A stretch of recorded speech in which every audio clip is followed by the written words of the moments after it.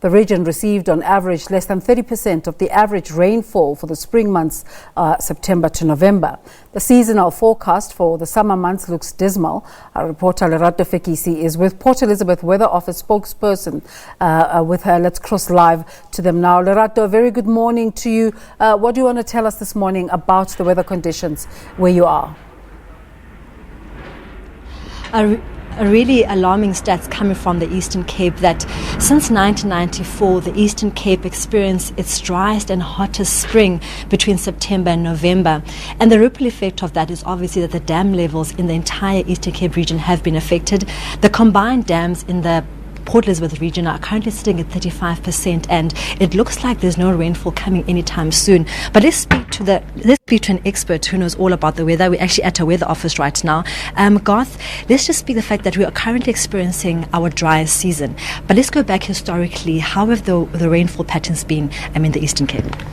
Well, at the moment we are in our driest spring for the month September to the driest period we've ever experienced. The driest period we ever experienced was after the 1981 floods.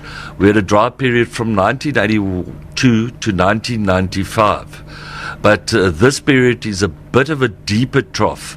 It was a longer period, but this is a much deeper trough. So we are going for the fourth year in a row that we'll have under 500 millimeters of rain in Port Elizabeth. And obviously this then has effects on our dam levels. How are the dam levels in the Eastern Cape being affected with this drought? At the moment, the dam levels have dropped to 35%. We've got an influx of tourists coming into not only Port Elizabeth but the surrounding holiday towns, which will drop the dam levels considerably over the Christmas period. And the bad news is that we don't traditionally get good rains over this period of the year. So we got to wait until the winter season when we traditionally get our cut-off lows that fill the dams. What perhaps can solve this drought is floods. When do you predict that we can perhaps get our hugest floods, which we exactly need right now for the Eastern Cape?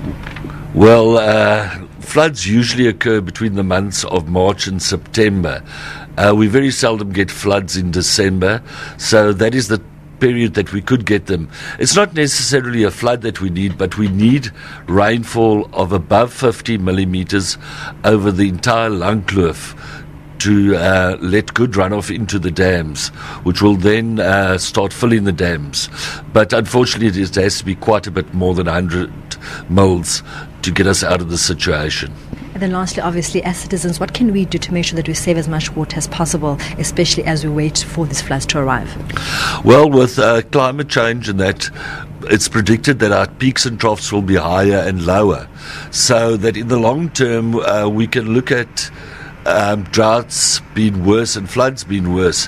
So we must not only conserve water now, we must conserve water permanently, because it is a very scarce resource. Well, that was Garth, who is from the Weather Centre, saying that even though the floods are only expected next year or during the winter season, as citizens we can play our part by making sure that we conserve and preserve water every day, so that by the time the drought does end, we have enough water to survive in this really high season. Let's go back to you in studio. Thank you very much for that informative report, Lerato Fekisi. Now